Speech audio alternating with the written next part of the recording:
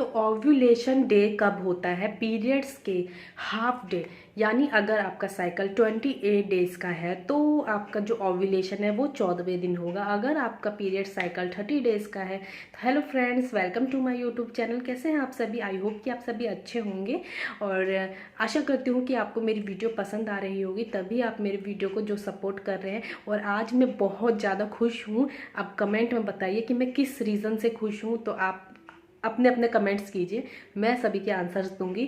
और फिर मैं इसके लिए एक स्पेशल वीडियो जल्दी पोस्ट करने वाली हूँ कि मेरे खुशी का रीज़न क्या है।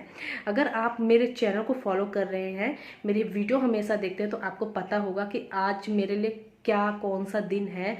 और ये मैं आपको एक हिंट जरूर देना चाहूँगी कि जो यूट्यूबर्स को जो ये फर्स्ट टाइम खुशी मिलती है वही आज मेरे साथ हुआ है। इसके अलावा मैं कुछ नहीं बताऊंगी, नेक्स्ट वीडियो में बताऊंगी। पर मैं ये देखना चाहती हूँ मेरे सब्सक्राइबर्स मुझसे कितना प्यार करते हैं। बस आप कमेंट्स में मुझे बताइए कि किस चीज़ की खुशी है। टॉपिक पे आते हैं, ठीक है?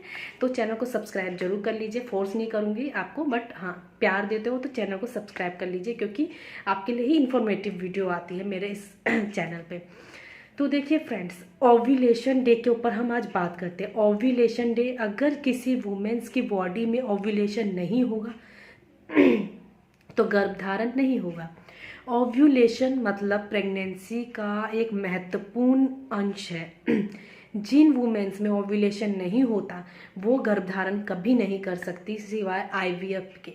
आईवीएफ से तो मतलब ओव्यूलेशन की ज़रूरत नहीं पड़ती उनको, मतलब कुछ इंजेक्शंस दिए जाते हैं, उनका ओव्यूलेशन कराया जाता है, एग्स निकाले जाते हैं, उसको एम्ब्रियो बनाया जाते हैं और उसमें ट्रांसफ़र किया जाता है। अब हम बात करते हैं ओव्यूलेशन डे होता कब है और ये क्या होता है। एक ओव्यूलेशन जो है पीरियड्स का हाफ डे निकाल के चलते हैं हम। अगर किसी वुमेन्स का पीरियड साइकिल 28 दिन का है तो उनका ओव्यूलेशन 14 दिन पे होगा, 14वें दिन पे। किसी वुमेन्स का पीरियड साइकिल 30 दिन का है तो उनका ओव्यूलेशन 15वें दिन। किसी का 32 दिन पे है तो उसका 16वें दिन। किसी का 34 दिन पे है तो उसका 18वें दिन। 34 डेज से ऊपर के जो साइकिल्स है वो इरेगुलर पीरियड्स में माने जाते हैं। 34 दिन तक के में आ जाते हैं तो वो रेगुलर पीरियड साइकिल माना जाता है। अब मैं आपको ये भी बताती हूँ कि हम बहुत सारे यूट्यूबर्स यही बोलते हैं हाफ डे निकालने के लिए, बट अगर आपको बताऊँ मेरे तरीके से चलिएगा तो आपको जो है कोई भी प्रॉब्लम नहीं होगी। ओव्यूलेशन कभी कभी जल्दी भी हो जाता है और कभी कभी बहुत लेट भी हो जाता है।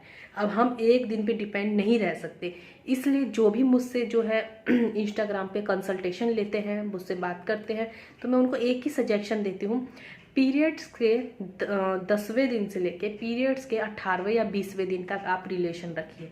इससे क्या होता है, या अगर हमारा ओव्यूलेशन पहले हो गया तो भी हमने गर्भ धारण कर लेंगे, बाद में होता है तो भी कर लेंगे। एक दिन पे हम डिपेंड रह के नहीं चलने वाले, क्योंकि हमें नहीं पता किस दिन ओव्यूलेशन हो सकता है या नहीं। अब इतनी तो हमारी बहुत सारी वुमेन्स हैं या हम लोग हैं, हम मिडिल क्लास लोग, हमारी इतनी तो मतलब नहीं है कि हम जाके मार्केट से ओव्यूलेशन किट बार बार परचेज करके लेकर आए।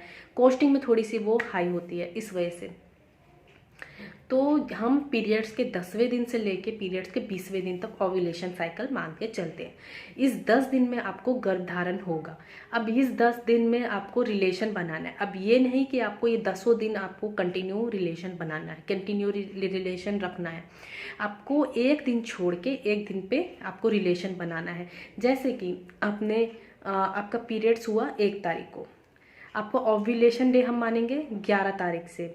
11 तारीख से लेके 20 तारीख तक आपका ओव्यूलेशन हो गया। मान लीजिए आपने 11 तारीख को रिलेशन बनाया, फिर 12 को नहीं बनाएंगे, फिर 13 को बनाएंगे, फिर 14 को नहीं बनाएंगे, फिर 15 को बनाएंगे। और ये बात भी ध्यान रखिए कि कभी भी 2 दिन का गैप मत कीजिए, 1 दिन का ही गैप रखना है, उससे ज़्यादा नहीं। और हाँ, ये भी मैं आपको बता दूं, जब ओव्यूलेशन होता है तो आपको कुछ सिम्टम्स आते हैं। ओव्यूलेशन के क्या सिम्टम्स आते हैं? ओव्यूलेशन के सिम्टम्स, सबसे महत्वपूर्ण सिम्टम डिस्चार्ज।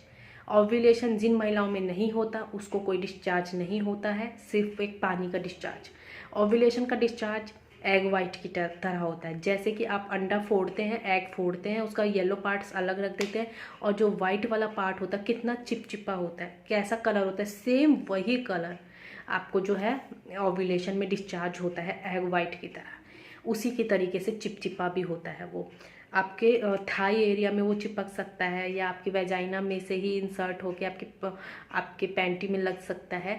और वो ध्यान में रखने वाली बात ये है कि ये जो डिस्चार्ज है स्मेली डिस्चार्ज ना हो।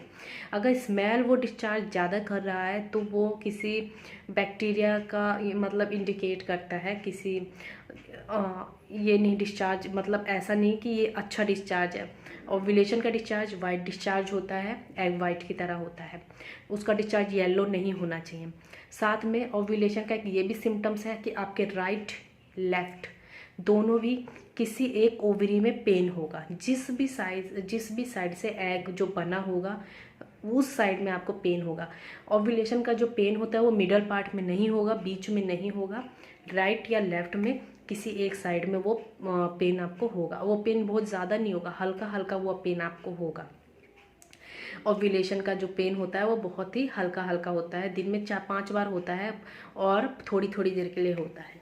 ऐसा लगेगा कुछ खींच रहा है इसमें से, इस तरीके का आपको फीलिंग होती है।